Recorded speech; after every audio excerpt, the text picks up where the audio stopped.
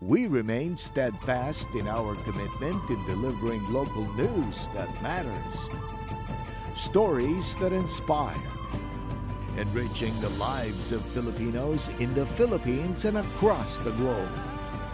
This is your GMA Regional TV. Buong puso para sa Pilipino.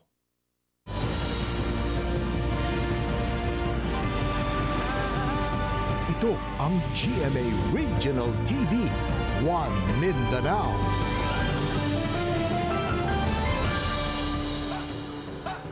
Mayong hapon, Mindanao. Kini ang GMA Regional TV, One Mindanao. Hatod namo ang pinakadagkog pinakauling balita sa Mindanao. Ako si Sara Hilomen Velasco. Live gikan dinhi sa GMA Davao Complex. Cyril Chavez, live gikan dinhi sa GMA Cagayan de Oro Station. Jess Tony Humami, live gikan dinhi sa GMA General Santos Station. Nahimong tensyonado ang eleksyon alang sa Liga ng mga Barangay President sa Tamparan, Lanao del Sur. Kinihuman nagkainitay ang duha ka partido. Samtang eleksyon sa Liga ng mga Barangay sa Iligan City, wala na hinayon. Ang detalye sa report ni James Paulo Yap. Sayo pa lang sa buntag adlawng Biyernes, bantay sarado sa kapulisan ug kasundaluhan ang palibot sa Lanao del Sur Provincial Capital. Tungod kini sa ipahigayong eleksyon sa Liga ng mga Barangay sa munisipyo sa Tamparan, Lanao del Sur. Gipili matud pa nila nga sa session hall sa Kapitolyo ipahigayon ang eleksyon aron malikayan ang kagubot. Apan wala pa man nagsugod ang eleksyon, tensyonado na ang kampo sa incumbent Liga ng mga Barangay President nga si Noni Salma Tumawis ug ABC President Aspirant Mistura Guminto. Human nga gipamugos ni Guminto nga ipasulod ang iyang mga abogado ug mga watcher panahon sa piliay. Nasa guidelines din yan kung halimbawa kung saan safe at saka kung saan convenient yung eleksyon natin. Alam natin ng eleksyon minsan ay dapat safe. So dito natin ginawa dito sa provincial capital kasi ang alam natin ay napaka-safe. Kumpleto ang 44 ka mga kapitan sa tibok munisipyo sa Tamparan. Paglabay sa pipila ka oras, migawas na ang resulta sa eleksyon. Midaog gihapon ang incumbent Liga ng mga Barangay President nga si Noni Salma Tumawis kinsa nakakuha og 28 ka mga boto kontra kang Mistura Guminto nga adunay 18 ka mga boto. Pasalamat ako sa Allah Subhanahu wa Ta'ala nga nanalo ako. Itong ating eleksyon ay maayos at saka walang nangyaring commotion. So anyway, ito isang barangay lang, magkakapatid ito, isang bayan lang. Part ito ng ating demokrasya na pumili ng pinuno. Ginatun-an sab kuno sa kampo ni Guminto ang mga posibleng sunod nga legal nga mga lakang tungod nagtuo kuno sila nga adunay anomalya sa piliay. We will look into any possible anomalies after the election and before the canvassing. We are exploring options if there is any. Samtang sa Iligan City, wala na hinayon ang gitakda nga Liga ng mga Barangay election karong adlaw. Sa sulat nga gipadala ni Liga ng mga Barangay National President Eden Pineda kang Iligan City ABC President Cesar Siacor, gibutyag niini nga kinahanglan nga makasumiti una ang Liga sa mga Barangay Iligan Chapter ug listahan sa mga election committee, chairman ug members una magpahigayon og eleksyon. Apan pakyas kuno sila nga makahatag sa maong rekisitos busa gioktaba una ang ilang eleksyon. Ako si James Paulo Yap para sa One Mindanao. Presyo sa lechon baboy sa Davao City posible nga musaka samtang nagkaduol ang Pasko. Samtang Davao City Health Office nagpahimangno sa publiko nga maghinahinay sa pagkaon karong Pasko. Dugang detalye sa report ni Kent Abrigana. Giingong dili kumpleto ang handa sa Noche Buena para sa ubang Pinoy kung walay lechong baboy. Importante yun, mas gwapo yung handa og naay lechon. Apan sumala sa ubang mamaligya ay sa Davao City, posibleng musaka ang presyo sa lechong baboy samtang nagkaduol ang adlaw sa Pasko o ganaa sa 100 pesos. Dinhi sa usa ka lechon house sa Dakbayan, nagbabilin pa sa 7,000 nga to 8,500 pesos ang presyo sa small size nga lechon baboy. Ang medium size lechon mapalit sa 9,000 nga to 10,000 pesos. Ug ang large size nga lechon baboy mapalit sa 11,000 nga to 15,000 pesos. Samtang, nagpaymangno ang Davao City Health Office nga maghinay-hinay lang sa pagkaon karong Kapaskuhan. Katong gusto manginom, no? In moderation tanan kay malikaya nato ng kanangkuan sa kalsada, disgrasya sa kalsada, o katong mga naanay mga sakit daan, katong mga naay diabetes, na mga hypertension, so maglimit Busa sila si Rolly ug Maria, ginagmay ra kuno ang kaunon karong Noche Buena. ilimit lang nato pod gamay kay basig mo tukar ato mga high blood or mga diabetes. Siyempre, nagtrabaho man ko. Ako may mag-provide sa paghinahanglan sa pamilya. Kailangan jud magkuan dito sa atong health, magamping. Kauban si Melco Minares sa kamera. Ako si Kent Abrigana para sa One Mindanao. Gidisplay na sa Rotary Park sa Tagum City ang mga ginabaligya nga pabuto sa syudad. Samtang dunay pahimangno ang kabumbirohan sa mga buot magpabuto karong Kapaskuhan ug bag-ong tuig. Nagkalain-laing firecrackers ug fireworks na ang nakadisplay sa Rotary Park sa Tagum City alang sa mga buot mupalit alang sa pagsugat sa Kapaskuhan ug bag-ong tuig. Hinoon, gipaniguro sa Tagum City LGU nga dekalidad ang mga produkto nga mapalit nga pabuto sa syudad panahon sa Pasko. Samtang nagpahigayon na usab og inspeksyon ang Bureau of Fire Protection sa Rotary Park aron masiguro nga luwas sa disgrasya ang maong lugar. Ginabawal ang pagdala og posporo, pagpanigarilyo o pagtesting sa mga pabuto duol sa mga tindahan. Nagpahimangno usab ang kabumbirohan sa publiko nga kung mamahimo, likayan na lang ang paggamit og firecrackers aron malikay sa disgrasya.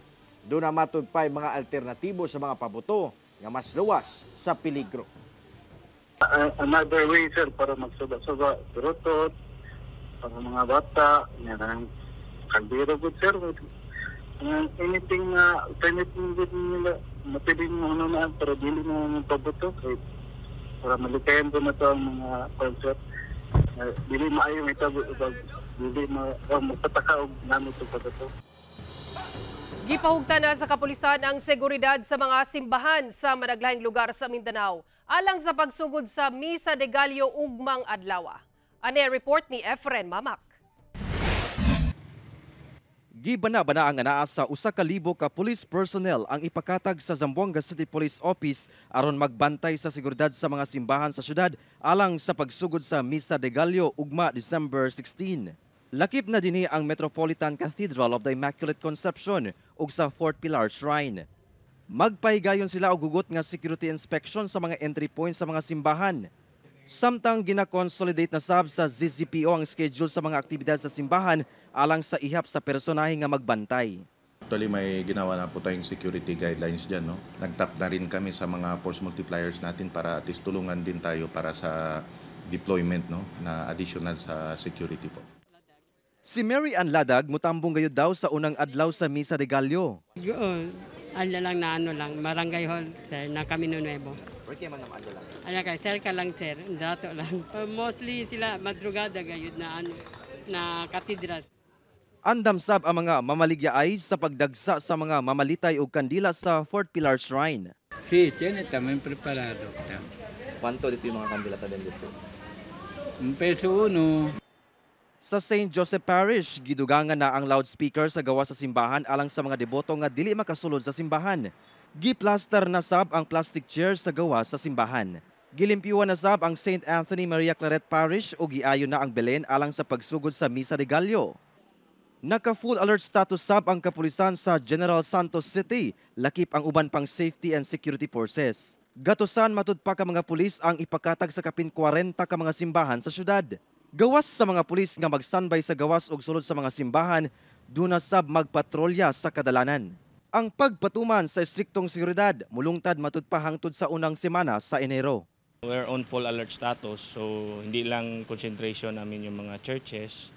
So iba-ibang lugar din yung places of convergence, kung saan yung maraming tao. Kauban si Sim Romero sa kamera. Ako si Efren Mamak para sa One Mindanao. Sa pool sa CCTV camera ang pagpanglungkab sa usa ka computer shop sa Davao City. Kapin 40,000 pesos nga halin. Nalimas. Ang report ni Jaddy Esteban. Sa video nga gihatag sa GMA Regional TV 1 Mindanao, makita nga daw dunay ginalugit sa pultahan kining lalaki. Taud-taud pa, Nabangaga na ang pultahan ug mikamang ang lalaki pasulod ni ining computer shop sa Magallanes Street sa Davao City, Martes sa kadlawon. Sa laing anggulo sa CCTV camera, midiretso na sa cashier area ang suspect ug gipang ablihan ng mga drawer. Hangtod sa nakita ang butanganan sa kwarta, malas lang kay nabilin ang susi, maong naablihan ug didto gikawat ang cash nga halin sa tindahan. Gibalikan pa niini ang kaha ug nakita ang nakatago nga kwarta nga pang Christmas party di ay unta sa tag-iya alang sa iyang staff.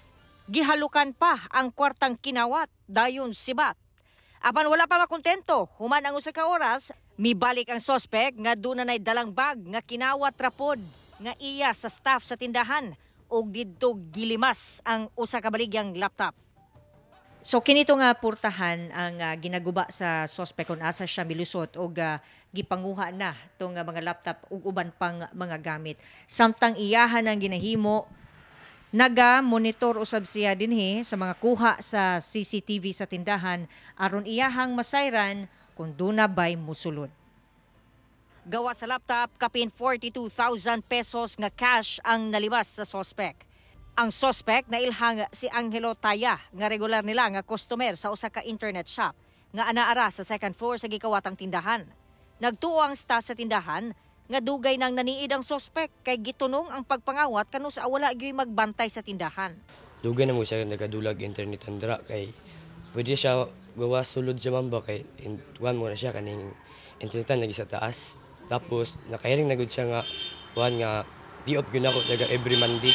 Makakuha siya, matris na mo siya kung asa siya para kung di, makulit ang part na kay kuha ng gudugong kay ang katunga atong nga 42 kay kuha na mo kay Christmas party. Gibilin pa sa suspect ang martilyo ug screwdriver nga gigamit sa pagguba sa pultahan. Ang tag-iya mutanyag og 15,000 pesos sa kinsa mga makahatag og impormasyon sa gikahimutangan sa suspect. Ang suspect pasakahan og kasong robbery. For filing na ni siya nga case, ang kanipod siya nga suspect is napod siya sa listahan sa RATS 2 years nato, no? Kaning RATS 2 years manggod ma'am, gina-monitor po ni CD sa atong city director kung unsa na status ani mga individuals nato nga nagahimo og illegal ma'am, no? And then nagpasalamat ta ma'am sa nga naay CCTV. Kaya ang CCTV good nato ma'am is dako gyud kayo na siya tabang, especially nga that time is wala gyud nakakita. Karon gidoble na sa tag-iya ang lock sa tindahan ug nagpa-install og alarm system. Alang sa mga makahatag og impormasyon sa suspect mamahimong ipahibalo sa kapulisan. Kauban si Jojo Solarte sa kamera. Ako si Jandy Esteban para sa One Mindanao.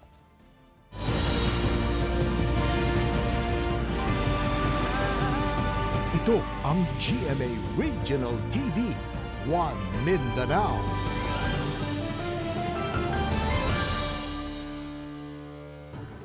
Usa ka 13 anyos nga grade 8 student sa Makilala, Cotabato ang patay human mahulugan og spare tire gikan sa usa ka prime mover truck. Samtang samdan sab ang banghod niini. Ani ang dugang detalye.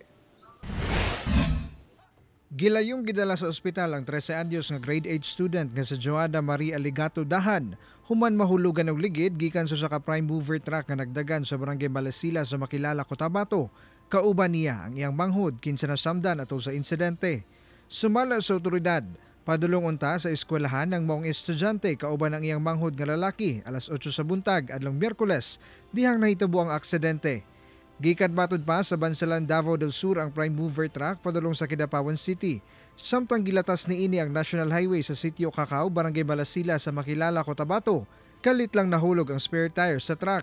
Wala sab daw kabalo ang driver nga gilang si Rayan Casonete, 34 anyos, kung anong nahulog ang spare tire. Ka-detach po sir, gumulong papunta sa kabilang side ng road. Doon po naglalakad yung ating mga estudyante sir, papasok sana ng school. Yung isang bata po, 13 years old na babae, siya po yung grabe yung tama. May tama po siya sa ulo. Samtang nakaangkon sab og bali sa lawas ang manghod niini nga wala naginganlan pa. Sumala sa otoridad, girelease na ang driver ug ang sakyanan human nagkareglohay ang driver ug ang guardian sa mga bata. Lakip na dinhi ang pagtubag sa driver sa hospital bills hangtod makarecover ang mga biktima.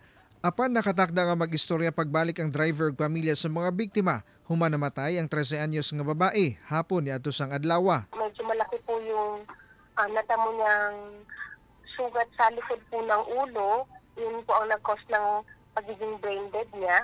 After po ng bangga at yun din po ang nag-cause ng ng kanyang pagkamatay. Ginasulayan pa og kontak sa GMA Regional TV1 Mindanao ang OFW nga inahan sa estudyante. Samtang ginahulat pa sa kapulisan kung magpasaka ang pamilya ngadto sa driver og kasong reckless imprudence resulting to homicide o reckless imprudence resulting to physical injuries. Ako si Jess Tony Humamil para sa One Mindanao. Mibahad ang Davao City Police Office nga kasuhan ang mga nagpakatag og fake news kalabot terorismo o bomb threat sa syudad. Ano ang report ni John D. Esteban. Bikatag pinaagi sa messenger kining usa ka mensahe nga matud pa duna kunoy pipila ka lugar nga daw target sa pagpamomba. Lakip na ang Davao City. Duna sa ilaing nagkatag sa social media kalabot sa kuno nakasulod na sa syudad ang suspect sa pagpamomba sa gym sa Mindanao State University sa Marawi City. Sumala sa Davao City Police Office, wala kini kamatuoran. Busa nagpasidaan ang DCPO ngadto sa mga nagapakatag o nagpasapasa sa mga mensahe. Sanglit mo resulta kini sa pagkalisang o pagpanik sa katawhan. Ang mga mapamatud-ang gapakatag og fake news kalabot sa terrorist act o bomb threats kasuhan sa paglapas sa revised Penal Code Article 154. Gihimug-atan sab sa DCPO ang dakong tabang sa komunidad sa pagbantay sa palibot aron magpabiling luwas ang tanan. Dili ta magkumpiyansa, dapat magbinantayon ta sa palibot, mag-igmata para kitang tanan safety gyud kanunay diri sa syudad sa Davao, ma'am. Dili na to isalig sa mga kapulisan, kasunladuhan ng atong seguridad, kundi kita mismo sa ato ang kaugalingon dapat magpakabana kita, ma'am. Sa bahin sa Task Force Davao, walay hulga sa panenurismo ang syudad. Apan parayon ang pagpatuman sa hugot ng seguridad aron masigurong luwas ang katawhan. Wala tayong direct threat, walang banta sa seguridad.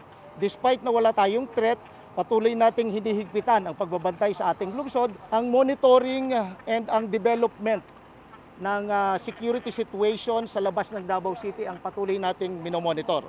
Kauban, si Jojo Solarte sa kamera. Ako si John D. Esteban para sa One Mindanao.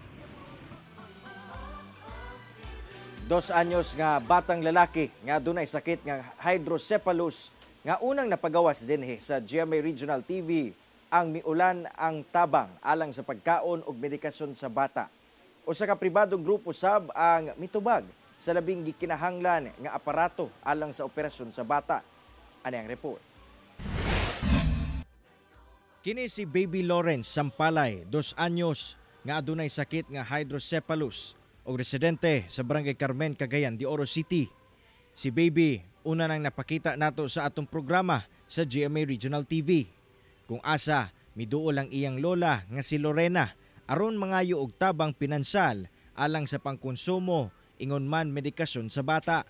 Human mapagawas ang istorya ni Baby Lawrence, miulan matod pa ang nadawat nga tabang ni Lola Lorena. Naagyo, nakapalit yun ko sa gamitunon sa bata, sir.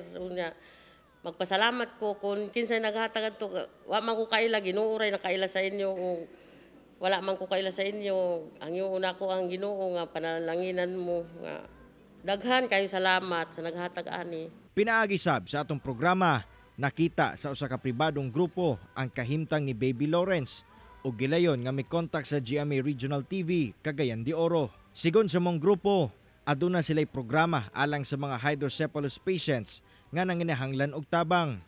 Usa na niini ang paghatag og shunts o gamit nga labing kinahanglan sa operasyon sa mga batang adunay hydrocephalus. We're so sad, kanang feel ginamo na that's why we have this project kay we need to help those children, no, to give them a future. Apan sa kahimtang ni Baby Lawrence, sanglit bag-o pa lang siya na operahan ug ang nagunang kinahanglan gayud niya ang maintenance sa tambal ug ilang pangkonsumo. Busa gahinan siya karon og budget sa grupo aron masulbad ang problema sa lola niini. Magpasalamat ko sa Ginoo kay naagyud gatabang sa iya nga makasuporta ko sa iyang kuan pag-atiman. Alang sa mga buot pa magpaabot sa ilang tabang ngadto kang Baby Lawrence, mamahimo ninyong makontak si Lola Lorena ingon man mapadala ang inyong tabang pinaagi sa mga number sa inyong TV screen. Kauban si Roland Cañas sa kamera. Ako, si Cyril Chavez para sa One Mindanao.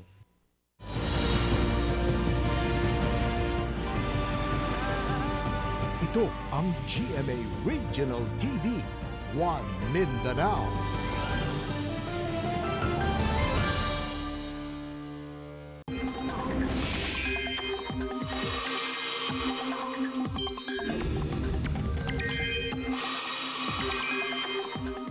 Padayong ginamonitor sa Pag-asa ang low pressure area sa gawa sa nasud nga posibleng mahimong bagyo sumala sa Pag-asa.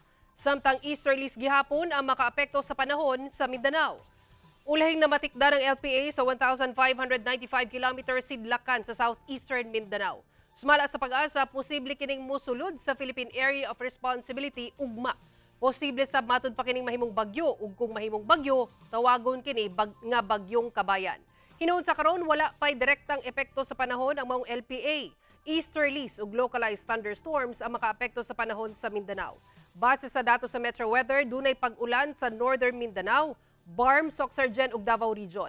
Paymangno sa Pag-asa nga mahimong alerto gihapon sa posibleng pagbaha o landslide. Upat ka mga mananagat ang girescue sa mga personahe sa Philippine Coast Guard. Human mitikyaob ang ilang bangka samtang nangisda sa usa ka kadagatan sa Zamboanga City. Gilaw nagpahigayon og search and rescue operation ang mga personahe sa Philippine Coast Guard Zamboanga Sangali Substation human makadawat og report kalabot sa usa ka motor bangka nga mitikyaob sa fishing ground sa Tumalutab Island sa Zamboanga City Webes sa kadlawon. Sakay niini ang upat ka mga mananagat nga pulos residente sa Purok 4, Barangay Sangali nga nanagat ni atong tungura. Naluwas sila sa PCG dihang gibira ang ilang bangka padulong sa pantalan sa Barangay Sangali. Hinoon walay naangol sa maong insidente. Gihatagan sab sila og pagkaon ug tubig una nakabalik sa ilang mga kabanay. Gibutyag sa maong mga mananagat nga gihapak matud pa og mga dagkong balod ang ilang mga bangka ug kusog nga hangin hinungdan sa maong insidente. Matod sa Pag-asa na sinati ang pagdaot sa panahon sa Zamboanga Peninsula dala sa easterlies ug localized thunderstorms. Usa ka ambulansya ang gitunol sa Korean Fire Association ngadto sa lokal nga kagamhanan sa Lakewood, Zamboanga del Sur. Usa ka modern ug state-of-the-art ambulance ang gitunol sa Korean Fire Association ngadto sa lungsod sa Lakewood, Zamboanga del Sur. Sumala pa, kumpleto sa gamit namong ambulansya alang sa emergency response ug emergency transport. Mapasalamaton ang City LGU ug health workers sa lungsod tungod mas mapadali na ang pagresponde panahon sa emerhensiya. Kapinot 80 ka mga senior citizen ang nakadawat og cash assistance gikan sa Zamboanga City LGU isip paghatag og dungog sa ilang kontribusyon sa komunidad. Ana sa 70 ka mga octogenarian o senior citizen nga nagedad 80 hangtod 89 anyos ang nakadawat og tig 10,000 pesos cash assistance. Samtang 20,000 pesos sab alang sa 18 ka mga nonagenarians o senior citizen nga nagedad 90 hangtod 99 anyos. Ang pagpangapod-apod gipaygay sa Santa Maria Central School Covered Court sa Zamboanga City. Apan uban gihimo pinaagi sa house-to-house visit sanglit ang uban sa mga benepisyaryo aduna nay balatian. Ang maong mga benepisyaryo gikan sa 11 ka mga barangay sa Zamboanga City. Matod sa CSWDO, ang pagpanghatag og cash assistance ubo sa City Ordinance 539 o giving benefits to octogenarian and nonagenarian residents in Zamboanga City. Dakong tabang sa matud pa kini alang sa basic needs sa mga senior citizen sama sa pagpalit og tambal ug pagkaon. Paagi sab kini aron hatagan og pahalipay ang mga senior citizen gumikan sa ilang kontribusyon sa komunidad. Pipila ka Chinese investors ang planong mubuo og investment sa Davao del Norte. Ani ang report ni John D. Esteban. Anaa sa 18 ka Chinese investors ang bibisita sa Davao del Norte aron makigpulong sa mga opisyal sa mga LGU sa ikaduhang distrito sa probinsya. Gamao ang Carmen, Braulio Iduhali, Santo Tomas ug Island Garden City of Samal sa pagpanguna ni 2nd District Representative Congressman Alan Duhali. Dini gipresenta og gibida sa matag LGU ang mga potensyal nga development project o investment. Gipasigarbo nila ang agri-commodities, mga nindot nga kasuruyan ug uban pang mga rason nganong angay mamuhunan ang Chinese traders ug investors nga makahatag usab og dugang trabaho alang sa distrito. Ang ginapangita nila karon areas nga more than 100 hectares nga compact para naa sila gitabag nga industrial area. para sa mga dagkong investor sa gikan sa China. Ang kasagaran manufacturing. Pero ang uban ni ini nangitag mga prutas sama sa durian nga pwedeng ma-export nila sa China. Aromatic coconut nga gusto nilang i-export sa China. Aning kamot po sila mangitag supply sa saging. Target sa ikaduhang distrito nga makakuha og 10 billion pesos nga kantidad sa investment sa 2024. Parayon sab ang mga proyekto sa lugar nga mapuslan sa katawhan. Gani dunay mga proyekto nga pagatrabahoon sama na lang sa Tuganay to Taba Road concreting, Carmen Municipal Park and Plaza ug Bag-ong Carmen Public Market. Daghang proyektong ipaabot sa atong district o sa atong probinsya. Inyo makita sa una ang Carmen bahaunon. Ang mga negosyante mahadlok mosulod tungod sa baha. Pero karon tan-awa ang kadaghang negosyanteng nisulod sa Carmen tungod sa gihimo mga flood control programs nga gi-implement sa atong gobyerno. Kauban si Jojo Solarte sa kamera. Ako si John D. Esteban para sa One Mindanao. Kapinlibo ka mga fruit seedling ang gyapod-apod sa Community Environment and Natural Resources Office o CENRO sa Glan Sarangani ngadto sa ubang lungsod. Ubos sa pamaskong handog sa CENRO Glan nang hatag sila og similya sa fruit trees nga gilangkuban sa avocado, durian ug mga similya sa indigenous trees ngadto sa ubang lungsod ug organisasyon sa Sarangani adlong Martes. 720 ka mga similya ang gihatag sa CENRO Glan sa Menro Malapatan, samtang 475 ang gihatag nila sa People's Organization. Matud pa ang maong inisyatibo, nagsimbolo dili lang sa spirit of giving, apan lakip na ang pagpreserba sa kinaiyahan pinaagi sa pagsuporta sa National Greening Program. Mihayag ang kalangitan sa Bayog, Zamboanga del Sur dihang gipasiga na ang ilang Christmas displays nga giduyugan sa nindot nga fireworks display. Kining makahinganghang fireworks display ang timailhan sa sinugdanan sa kasadya sa Pasko Festival sa Bayog, Zamboanga del Sur. Feel na ang Pasko sa lungsod dihang gipasiga na ang ilang Christmas display. Mihayag ang Municipal Hall building tungod sa ilang nindot nga lights. Kini ato sa lights on ceremony ni adtong Martes. Gipasiga na sab ang ilang 30-foot Christmas tree. Nagkariya sab ang Christmas display sa park sa atubangan sa munisipyo nga gipangbutang sa mga punuan, tanom ug duna sa mga kubo nga gikalingawan sa katawhan. Gidagsa sab ang ilang Christmas food bazaar. Matag adlaw dunay pa contest ang LGU sama sa painting, photography, tourism video, kantahan ug sayawan. Mga kapuso, napulo kaadlaw na lang yun. Pasko na! Mao kadto ang mga uling balita sa Mindanao karong adlaw. Mamahimo ninyo kining makita pag-usab pinaagi sa pagbisita sa official website sa GMA Regional TV o bisita ang among official YouTube channel o i-click ang subscribe button para sa pinakaulahing balita. Daghang salamat sa itong mga kapuso sa Mindanao. Ganagalanto kanamog sa itong mga kapuso abroad. Parayon lang sa pagtutok sa mga lokal nga balita matag adlaw tungod sa GMA Regional TV. Local news matters. Kami ang GMA Regional TV 1 Mindanao. Tibok pwersa para sa mas na komisyon ug mas halapad nga pagserbisyo sa nasod. Happy weekend mga kapuso!